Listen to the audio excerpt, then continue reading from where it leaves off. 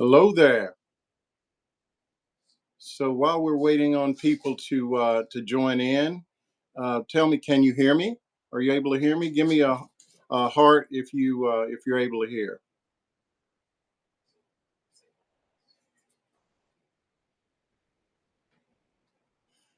Hey, Mary Henson, you can hear me. Excellent.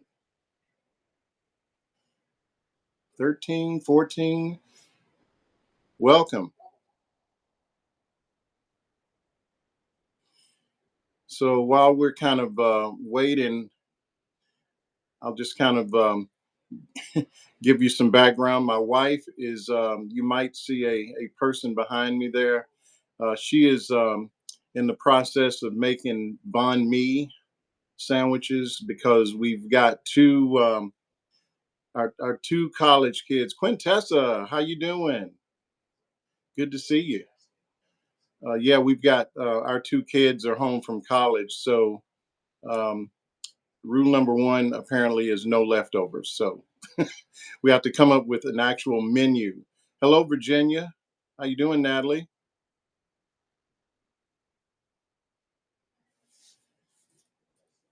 So I thought with we've got a few days till Christmas and things are kind of slowing down, but I've just gotten this live feature and I'm just I just have to find excuses to use it. So I thought this would be a good one. About a week or so back, I did um, a live stream with I did one with Egberto Willis not too long ago, and then also one with Arturo, um, my friend from the Writers and Editors of Color. Hello, Mary. How are you? I should also warn you, I have three cats, and one of the three earlier this week went on a bender and disappeared for 2 or 3 days. So they have not fully acclimated to him coming back into the fold. So they're just running around here, and one of them might make a cameo appearance at any time. So just be warned. So I thought that we could do something. I tell you folks that have subscribed for any length of time a little bit about my background, but it's kind of weird. So I thought if people have questions, I see we're already up to 20 folks in the first 3 minutes. That's great. You always wonder, at least I do, how many people actually see this stuff and are interested in the conversation. So that's great. Um, Give it some thought. I mean, as most of you know, I spent a long time in finance, um, like 30 years in finance, and then the last 12 or 13 years actually working on Wall Street. So saw a lot of stuff. I got to New York just before 9/11 started. So 9/11, the aftermath of that. Um, Blackouts, just all kinds of crazy stuff, multiple crashes, that sort of thing. So we can certainly talk about that. We can talk about politics, or if you like, I mean, I know I post a whole lot of, I guess, interesting content on Notes. So to the extent that anybody wants to discuss any of those things, I'm up for it. So if you got questions, just pop them in the box and the ones that are too spicy, I'll ignore, and the ones that I can answer, I'll do my best. People are still popping in. So one of the things, and I don't know how it looks on your side. If you're not a subscriber already, please give it some consideration. One of the things that I like to do with the Journeyman, which is my newsletter, is that I like to make everything free. Some people will paywall, their content, which certainly, no shade. People want to do that. That's their prerogative. I tried it that way, and honestly, I'm just not smart enough about it to know where to put the paywall and how much you should read and the other part of it too is it's not like I'm some renowned author or writer or journalist that people know. So to me, it's kind of counterintuitive to, write 1,500 words and only let you read 100 of them before I ask you to pay to read the rest. So, from my perspective, if I write something, I want everybody to read it and kind of hear what I'm thinking. And over time, my hope is that if it Quintessa, yes, I am. I am still that guy. What I, I know what I think it means, and I hope you agree with me. But no, like I said, I just think that the way to go is to put it out there, and if people are find value in it, think it's interesting, if they like, I use notes.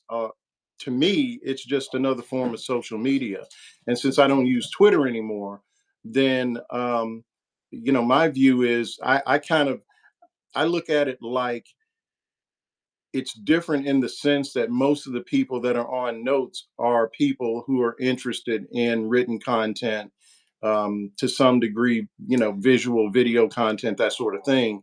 So it's more of a curated social media experience, is the way I look at it. So um, that's the way I use it, and that's why you'll see, if you look at my feed, you'll see a lot of things that I think are funny, things that piss me off, quite frankly.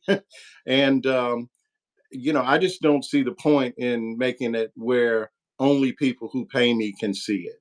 I look at it from the point of view of, I guess, to use and if you've read my my stuff, I'm also a cinephile. I love me some movies, so I look at it from the point of view of, if you build it, they'll come.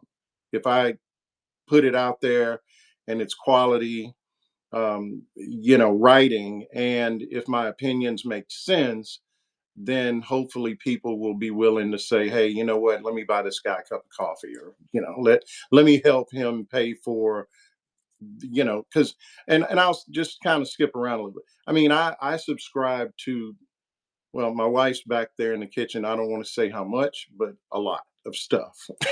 And it's not cheap. And that kind of brings me to another thing, because a lot of people are canceling their subscriptions, to the New York Times, Washington Post, and various others, and I get it.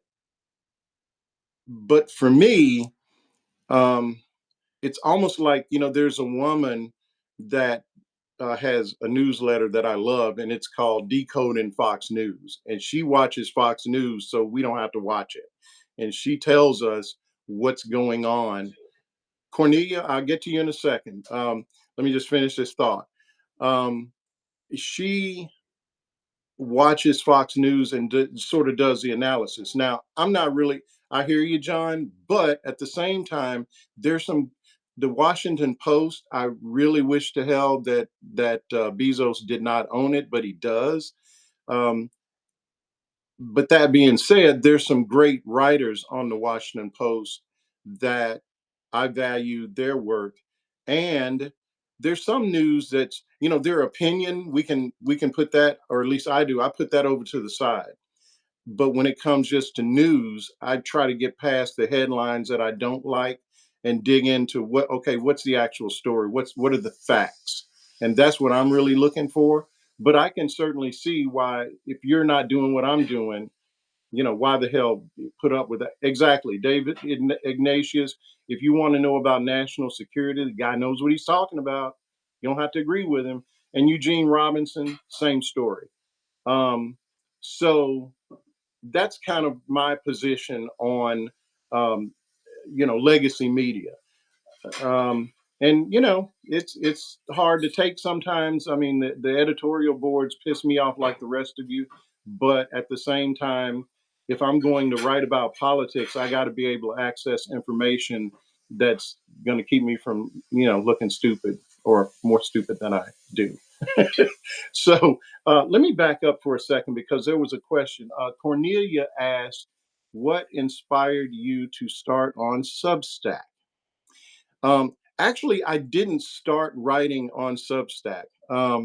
So I'll back up to, not to high school, but I'm going to back up to like 2012, I just washed out of Wall Street. I mean, we had the financial crisis.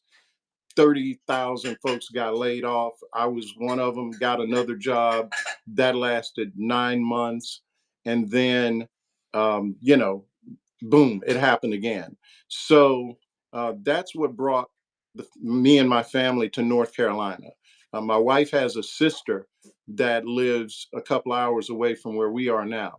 So we moved to North Carolina, and I started which was totally out of left field. I thought that I was probably going to end up being, not, I wasn't interested in continuing to trade because that's 70 hours a day or a week rather. And that's just too much of a grind. And frankly, I was just too old for that. So um, that didn't happen because things were in such upheaval. And one of the um, capital markets research companies that I used to use on my trading in my trading business was that they approached me about writing for them as a subject matter expert. So I started doing that. John, yes, I do. Absolutely, they do. ProPublica does a hell of a lot of good work, and so yeah, I rely on them as I mean, whenever they pop up on my notifications, I'm looking to see what they're talking about. So anyway, just to continue, um, yada yada yada. Let's just skip all the way up to the just right before the pandemic. I had started a little one man consulting business, and I was writing about this company would basically their clients were people like Thomson Reuters, um, some of the big global investment banks. And so those guys would hire them to write research on trading systems or, just really boring stuff that y'all don't care about. But I knew a lot about those things, having run a trading desk. So they get hired by, Charles Schwab, and then they would come and hire me to actually write the report. And it was a pretty good business. It was hard work, but they would hire me. I mean, I think the last work I did with them, I was doing like an analysis of the environment for trading in Brazil, something you really care about, right? So when COVID came along, um, that had just really sort of put the kibosh on me doing that business. And so I'm sitting at home like everybody else. I'm shouting at the TV and, watching cable news all day long. And my wife at some point said, "Why don't you just write that down?" And I think, the whole family was like hoping that I would do that. And so I did. I started writing just little things about the airline industry, buybacks. Just if you look at my archives, which are wide open, and go all the way back, you'll kind of see the progression. Um, I was in the beginning a little bit hesitant to get as overtly political as I am now. Um, but it was and I didn't start on Substack. I think the first couple of articles I wrote like that in that regard, I wrote on Medium. Um, hmm, John H asks, how is artificial intelligence affecting stock trading? John, I don't know the answer to that. I suspect it is. I'll tell you what I know about the stock market. Having run a trading desk, I used when I first went to New York. I got there in 2000, late 2000, and that was the point where there was sort of a paradigm shift from writing paper tickets and time stamping them manually. Um, and uh, I don't know if any of you folks followed the stock market long enough to remember, but we're talking 20, almost 25 years ago. Stocks were traded in fractions. And so decimalization was starting to happen. And that in turn is what led to the use of algorithms. Once we went full decimal, and that led into the dawn of digital trading and the use of algorithms. And then, over a couple of years into it, algorithms got became available not just to the big firms that were high, they're spending $50 million building these algo trading platforms. It got to a place where little guys like the desk that I was running, that was only 10 people, and in a firm of 50, let's just say, that kind of thing. It's just like our phones, everything, technology eventually gets cheaper and cheaper. And so people figure it out. If you haven't looked at it, Michael Lewis does a lot of good work talking about what I'm saying here. Like Flash Boys is a good book to read if you haven't read it. But he talks about, just how these hedge funds and how cats figured out what the loopholes were and how to use that technology to basically front run regular folks.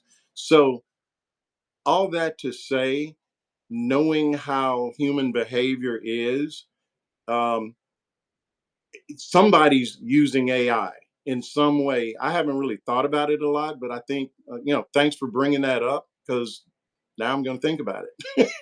I think it's one thing I can tell you from my, little 30 years of doing that, that business is water will find its own level. People will find the loophole. People will figure out, okay, here are the rules. Where's the catch? Where's the place that I can um, exploit the rules? So I'm sure AI is being used. I don't think AI is yet smart enough to be predictive I mean, you have to understand, with these algorithms that we already had, that I was using, there was a certain amount of like predictive nature to those algorithms anyway, where they could you could create an algorithm that would um, in fact, I actually did a white paper. Maybe I'll post it if I can dig it up. It's probably, I don't know, 10 or 15 years ago. I did a white paper for this company that had created a technology for Wall Street that would basically look at social media, and it was sort of predictive sentiment, where they would look at it, what are people saying about Tesla. That actually would be pretty easy. But what are people saying about Tesla, and how, and then it would tell you positive or negative. And I don't really remember all the details, but I actually did some work for those guys a long time ago, and that was, shoot, 10 years ago. So you can imagine, just to kind of close out on that to the extent that AI can do anything regarding sentiment, um, just, you doggone right, Natalie. Elon Musk is probably already doing that, and if history is any guide, he's probably breaking the law. So there's that. Anyway, just to also close the loop on what I was saying about how I started writing, it was really my wife that pushed me into it. And it took me a minute. I started on Medium, and then I noticed Substack. I actually noticed it on Twitter that people were using this Substack thing, and I was like, what is that? And I just found, nothing against Medium. I still publish my stuff there, but it's usually, you know, after the fact. But I mean, everything kind of starts right here. And, none of these platforms are perfect. There's a lot to criticize these, the guys that run this platform. But to their credit, I'm told Elon tried to buy them and they didn't sell it. So that's something. And they are providing a lot of powerful tools like this. I mean, I would have to, if not for this, what, I'd have to use Zoom, I guess. There are a lot of different things that are here all in one package, and it's, the barrier to entry is pretty low, so it doesn't cost me a lot of money to create content, and it's, I mean, That's huge. And I'm still a small fish in a really big pond of people who do this. But oh, I see we're up to 45 folks. All right. um, I'm still, just trying to build something. And hopefully people John encourages everyone to follow the Midas Touch network. Those guys, I would want to be like them if, when I grow up. But I'm just kind of a one man operation. I'm sitting here I'm still trying to figure out TikTok. It takes me way too long to to do stuff on TikTok. But this is right up my alley in terms of creating content and and putting it out there and having the notes platform that I can use to connect with people. So yeah, it really, I think, of the things out there that I could be using, at least for me, it works. So it is almost 7:30, and I'm just gonna be honest with y'all. I'm having a glass of wine. Um, and I hope everyone is having their preferred beverage and enjoying the holidays. And let me just say thanks again for taking a minute to pop in. So I got to tell you guys. So my one of my brothers just joined. That Weems guy. Weems is probably the giveaway. It is not a common name. So hey, Big O. Yeah. Um, Let me tell you about some of the stuff that I'm actually working on. So you saw the piece, hopefully, that I published yesterday, and it's pretty critical about of Democrats in terms. Hey, bro. It's pretty. Hold on, let me answer this question. Is the Notes platform separate from Substack? Edward, Notes is an app that is part of the Substack platform. So there are a couple of ways you can access Substack. You can, and I don't know how you're coming into this conversation, in terms of what led you here. But Notes, if you think about, it's an app. So think about it like Twitter or any other app that you might use, and you download Notes, and you can follow people, but you can also subscribe to their newsletters. Okay. And Notes, I encourage people to call or to use it because so the piece that I published yesterday, for example, is probably 1,500 words. And actually I cut it in half because I was really on a rant about this stuff.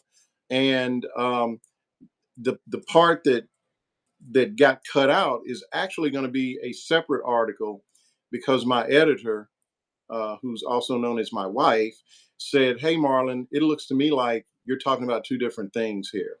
And so anyway, all that to say, um, that goes out to subscribers in an email, and you can still run across it on the Notes platform, Edward. But you don't have to subscribe to my newsletter to follow me on Notes. And on Notes, on and off all day long, I'm just posting stuff that pops in my head, a news article that I may have seen. Um, I love really quirky video stuff. I do this thing. I call it moments of Zen. And it's kind of it's something I stole from John. I think it was Jon Stewart on the Daily Show that used to do that at the end of the show. Like, here's your moment of Zen. And so it might be just totally off topic stuff that's just funny to me, or something like that. Also, I know, like the other day, I noticed that um, it was like the anniversary of when Bernie Madoff got arrested. And it just reminded me, because I was still working in New York when that happened. So I wrote, I don't know, just before I knew it, maybe 150 or 200 words about that whole episode. And, and I posted it on Notes because it really wasn't something that to me was worth, emailing. my subscribers, but if you're on Notes, you see that sort of thing.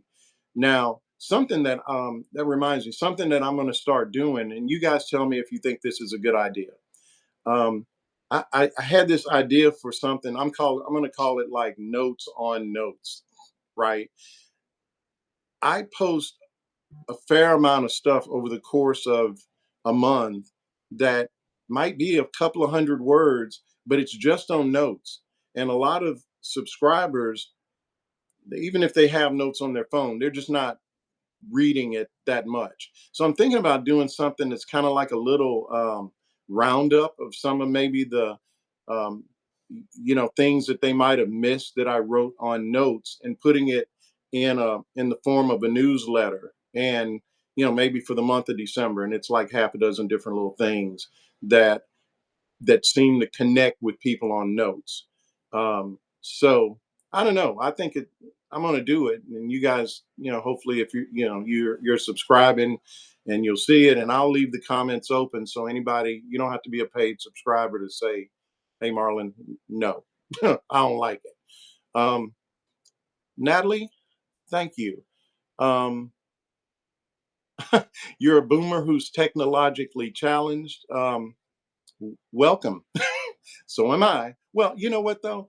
I probably am a little bit more advanced than the average person of my age. And I'll be, just full disclosure, in April next year, I'll be 67. So I'm getting up there. Um, and I'm going to talk about that age thing here in a second. But because of what I was saying earlier, where I was working on Wall Street at that little nexus where everything sort of went technology just crazy. I was there, and I just was able to jump on it. And um, so for that reason, I mean, I was running a pretty complicated trading operation where, I mean, if you've ever heard people talk about program trading or high frequency trading, that sort of thing, where, I mean, I couldn't do it now. I'll tell you that. I mean, I just don't have the interest, but I know I've lost a step, which, um, this was something, and I don't remember. I don't think I actually said this in the piece that I just finished. Which, for those who haven't read it, it is just sort of my take on what just happened with AOC getting passed over for a committee, a role as second chair, so to speak. And I guess it would have been the House Oversight Committee. Correct me if I'm wrong, but I think that's the one. And ranking member is what I mean. Now, it pissed me off. I can't. I don't know any other way to say it. I mean, Democrats have a real problem, and I thought, because I wanted to think about it. John, okay, you're next.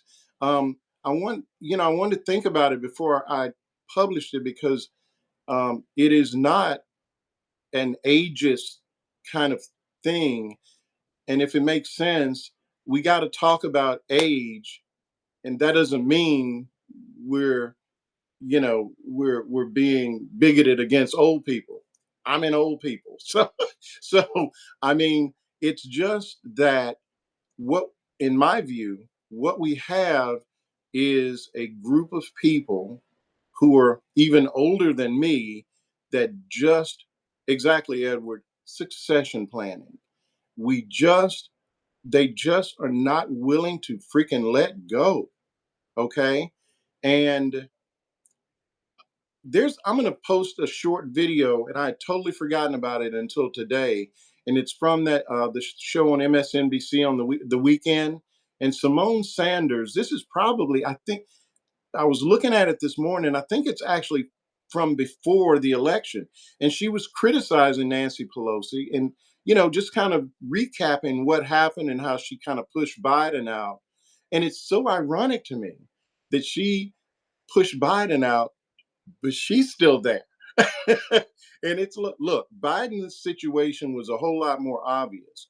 But like I said in my piece, we all know people in their 80s. And my grandmother, rest her soul, when she started falling down, you know, that's the natural progression of age. You start having these accidents and so on. Um, I'm sorry, hang on a second. I want to read this. So Robert Honeyman says, my take, AOC, is that passed off or pissed off? I think that's what you mean, Robert. You correct me if I'm wrong.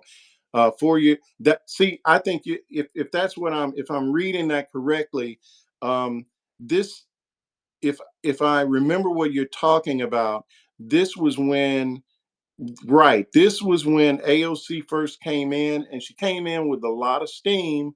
She had knocked off an incumbent, surprised the hell out of everybody. Nobody knew who she was. And all they knew was this bartender girl has come in here and she thinks she knows what's up. Well, let me tell you if you don't know, AOC is not a dummy.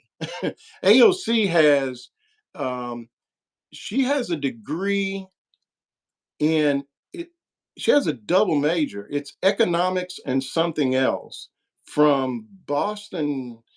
I think it's Boston University, and she graduated like cum laude. I mean, this she is not just some empty suit running around saying stuff. She is very smart.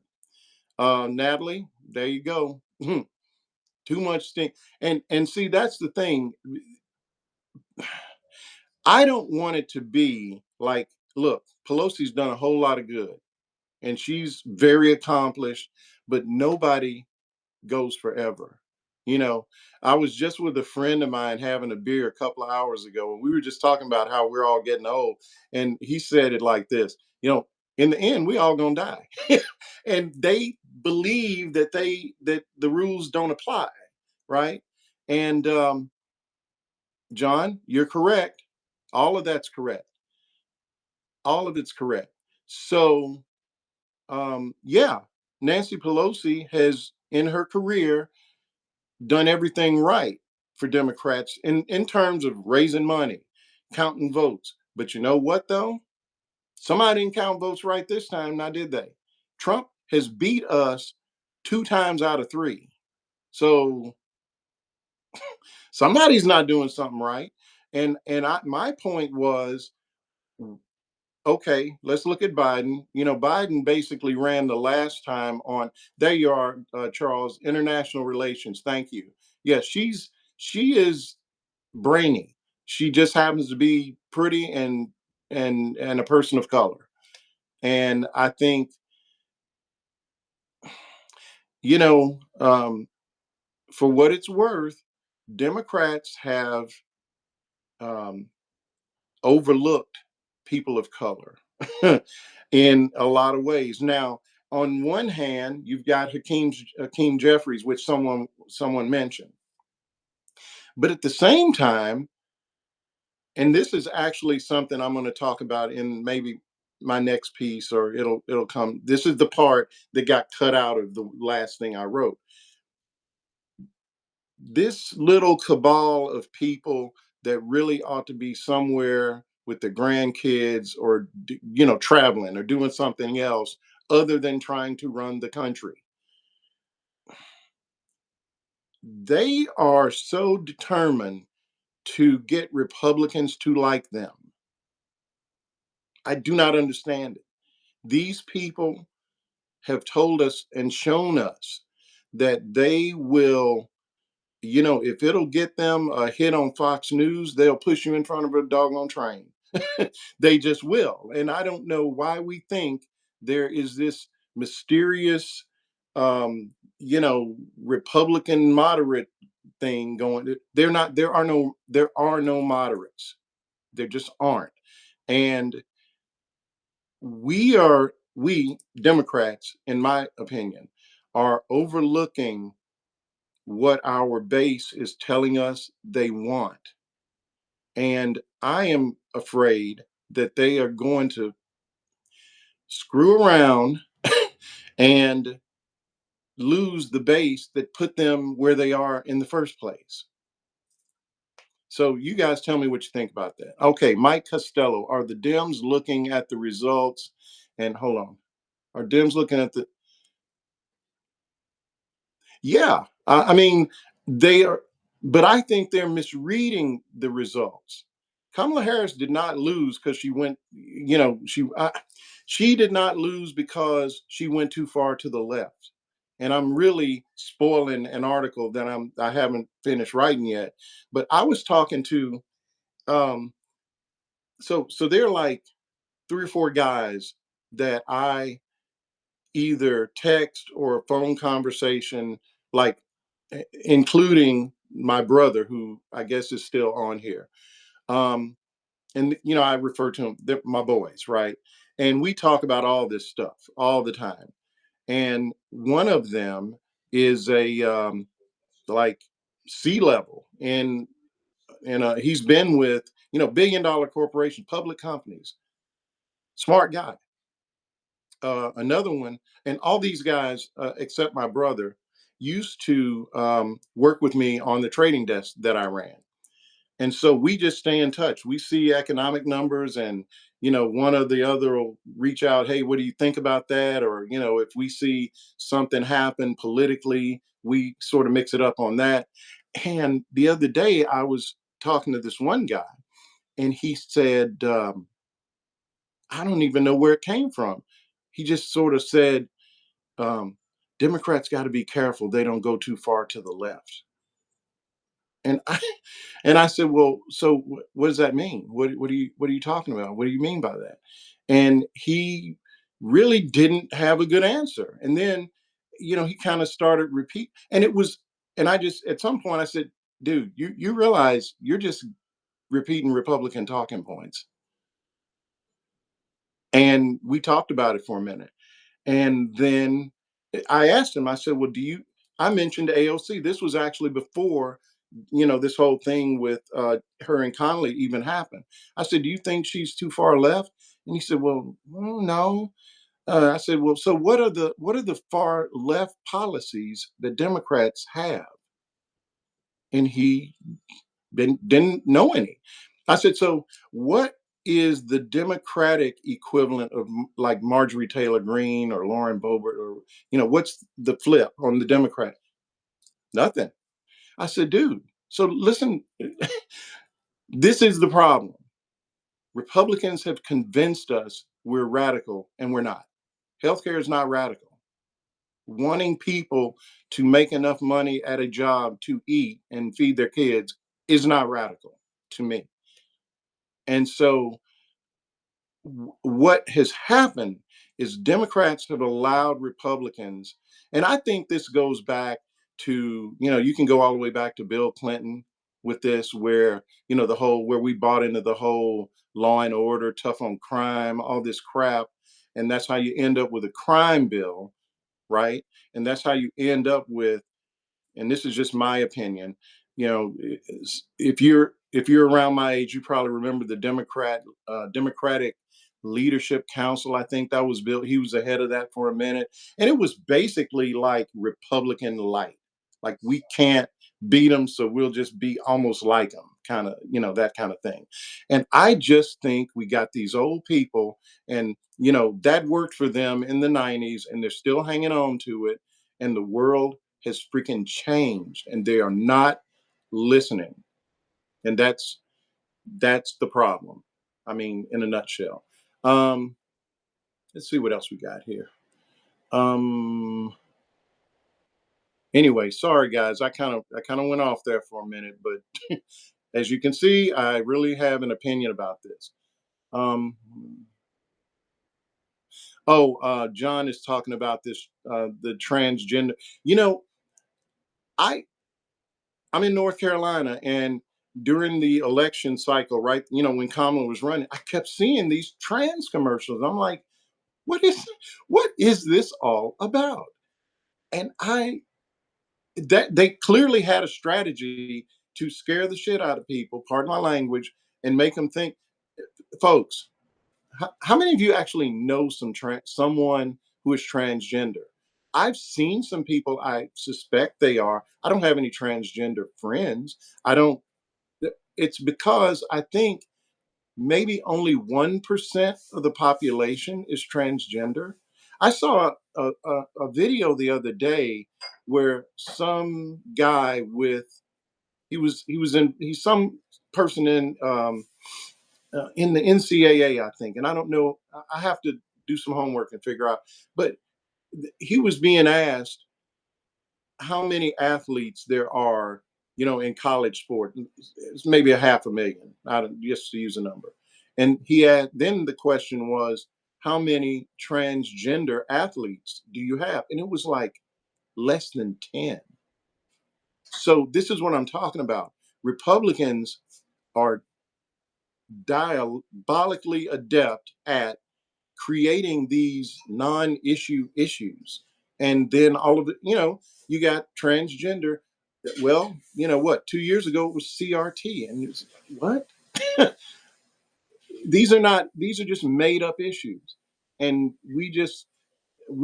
our leadership takes the bait and acts like they got to, instead of laughing at these guys and telling them to go away, they act like they have to address this stuff. And it's just a diversion because, I mean, what are Republican policies that benefit any of us anyway? Right? I mean, really, what are they? I mean, what did Trump run on that would be helpful to anybody? If somebody knows, please tell me. Um, yeah, Natalie, I mean, you're right. Natalie says the cultural and racial fear tactics Republicans weaponized were effective in the. Oh, listen, it goes back even further than that. I mean, you can go all the way back to Lee Atwater. What was that? That was like in the 70s.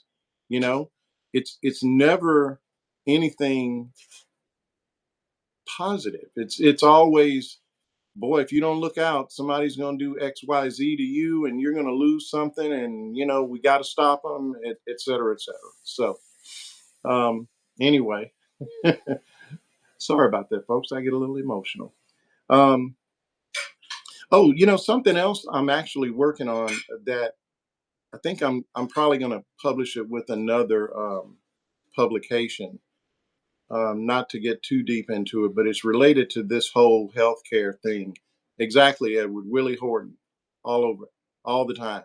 I mean, Willie Horton seems almost quaint compared to some of the stuff. I mean, think about it. DEI something. I don't know what that's supposed to mean, but all I know is if there ever was a DEI president, George W. Bush was him. This is a C student that some kind of way landed in Yale. We know how that went, and ends up being president. So I've never heard Republicans call any white person a DEI candidate. I mean, look, they, they were calling Kamala Harris a DEI candidate and turned right around and gave us Matt Gaetz and this guy that they're trying to get into the Department of Defense. That, good God, that's just ridiculous. But now we're not hearing anything about DEI candidates, are we? You're right, DC. A lot of folks, um, yeah, they're definitely allowed to fail up. So anyway, all that to say, and look, we've been going for about 45 minutes. I suspect we're going to run out of time shortly. So if you got questions or if there's something that you want to talk about that I haven't gotten into, let me know. Um, but yeah, the whole healthcare thing, and it's really kind of interesting because I had and I'm talking about this CEO assassination and that whole just the conversation that it raised, if you will. Um, so oddly enough, I'm on Medicare, and I have the AARP Medicare Advantage through United Health, and it's on me. I was totally surprised as the news would come out about like their just denial rates and all this stuff. Pardon me. So I actually, it reminded me when all this started happening in the last. Hold on, I'm going to pause on that. John, have you ever listened? I assume you mean James. Yeah, James Carville. Man, um, this was part of me going off topic in my last post because yeah, James Carville. He really, if I mean, these are smart people. This isn't what that's about. It's not like it's just that they are fighting the last war. They are, you know, you got James Carville running around saying we lost because we were too woke. What does that even mean? He might as well be working for Republicans saying that kind of stuff, right? I mean, what does it mean we were too woke? I, you know, and the interesting thing to me, and it's not just him, and it's not just old people. I'll tell you what, I'm going to post something. I'm not going to, drop a name here. I'm going to post a video that I saw on Blue Sky, which by the way, I'm on Blue Sky, so follow me there if you like that kind of thing. And it's a person that was a major fundraiser for Kamala Harris. And it's, a split screen of what she was saying before the election and what she is now saying. And it's just like we got to quit listening to these people.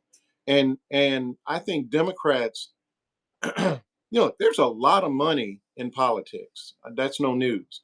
And I just think a lot of folks made a whole lot of money off of this last election, but that doesn't mean their advice was good. A lot of these consultants, um, just took Democrats to the cleaners, I think. And you look, if you follow me on notes, you will see guys like Joshua Doss that I just totally found this guy on Instagram. And this dude is smart. And from what I can tell, he's done some work for Democrats. I think he did some work for the Harris campaign. But, I didn't dig into it at the time, but I do remember hearing that, they just weren't really investing a lot of money with people of color, in terms of, um, getting the vote out and that sort of thing. Hang on a second. I want to hear what Natalie says about Medicare Advantage. Okay. Natalie says I should get rid of my plan. um, so so I have had United Healthcare for a couple of years. Now, I will say I haven't been real sick either. I have prescription drugs like everybody else. I got asthma, so I take stuff for that. But I have not had like some catastrophic. Um, and Natalie, I tell you what, I will take your advice. And when this incident happened, that was right when I had to make a choice to either switch to something else, pardon me, or stay with what. So I've had it for like 3 years, and they've never turned me down for anything. I had some outpatient surgery. I mean, nothing serious, but um, and they covered it.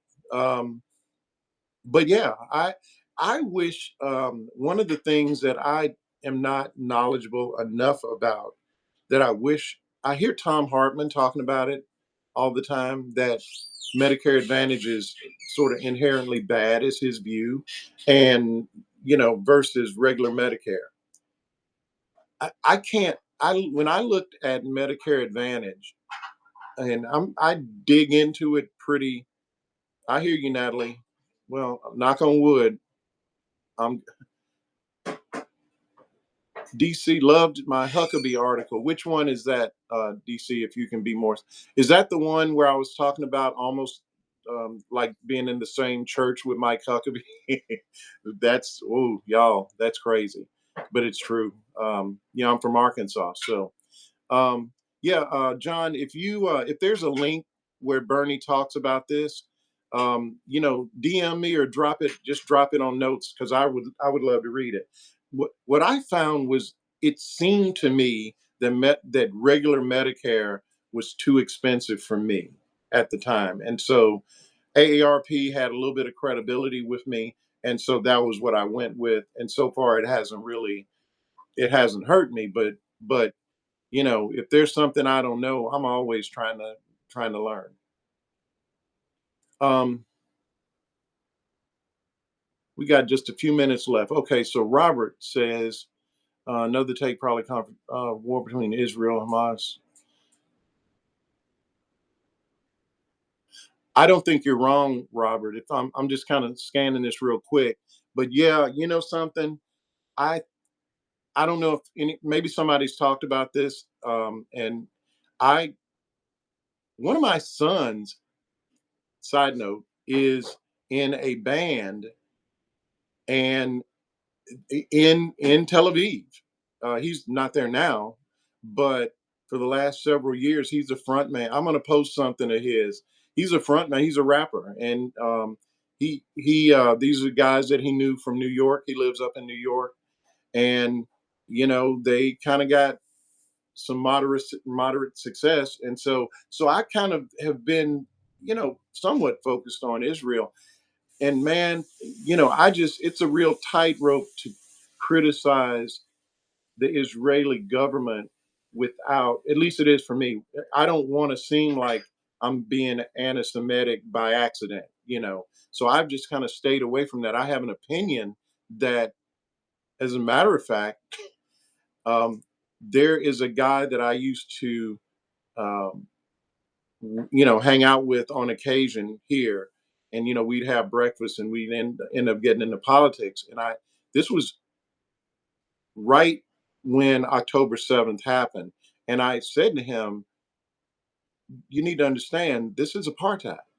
And boy, it was like, oh my God, it was the worst thing I could have said.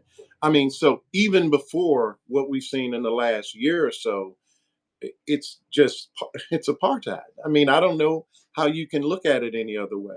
And I do think you're right. I think of all the things Kamala Harris did right, and I remember saying this just, here at home. Um, I thought it was a huge mistake not to give some Palestinian voice an opportunity to say something during the convention. And I thought that was just, they could have found somebody that wasn't going to come off like, some radical terrorist, or, they could have, because especially when they gave the couple whose child was still a hostage an opportunity, and they kind of said some things that were conciliatory towards Palestinians, but I thought they really missed an opportunity to kind of mend a fence there. And I think, I don't know what the data is, but I'm sure over time that'll be one of those things that was a mistake. Um, Folks, I think we're about to run out of time here. It's almost an hour, and I'm smelling some food too in the background. So I gotta go take care of some business.